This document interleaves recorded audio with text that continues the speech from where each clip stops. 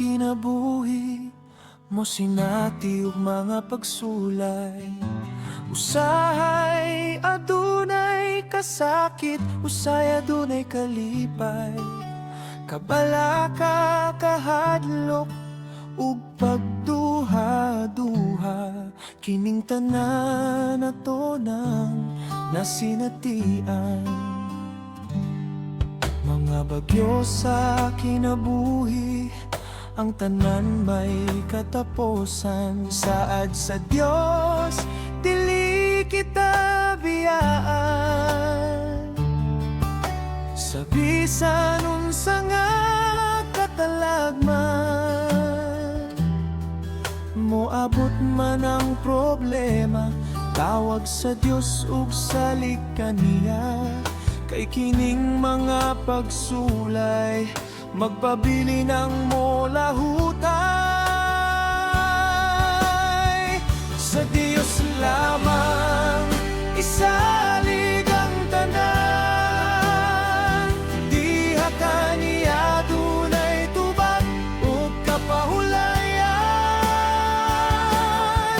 Itugyan ang tanan nimong mga kabalaka, kay siya ang mosapnay sa imong mga problema.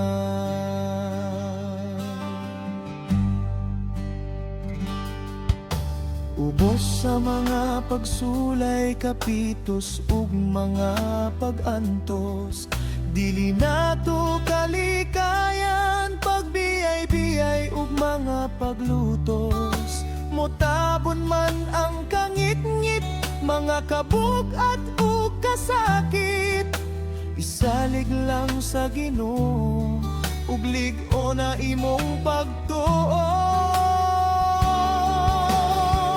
Sa Dios lamang isalig ang tanan, diha kaniya dunay tubag ug kapahulayan.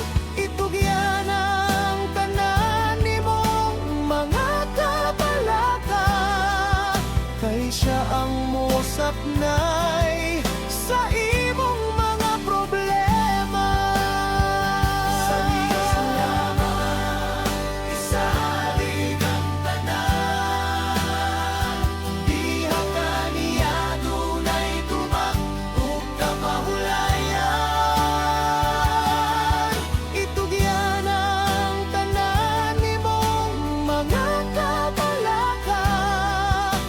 Siya ang mosapnay sa imong mga problema.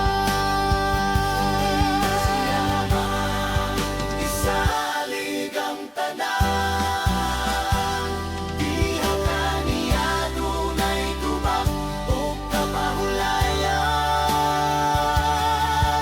Itugyan ang tanan nimong mga kabalaka, kay siya ang mosapnay sa imong mga problema. Itugyan ang tanan nimong mga kabalaka, kay siya ang mosapnay sa imong mga problema.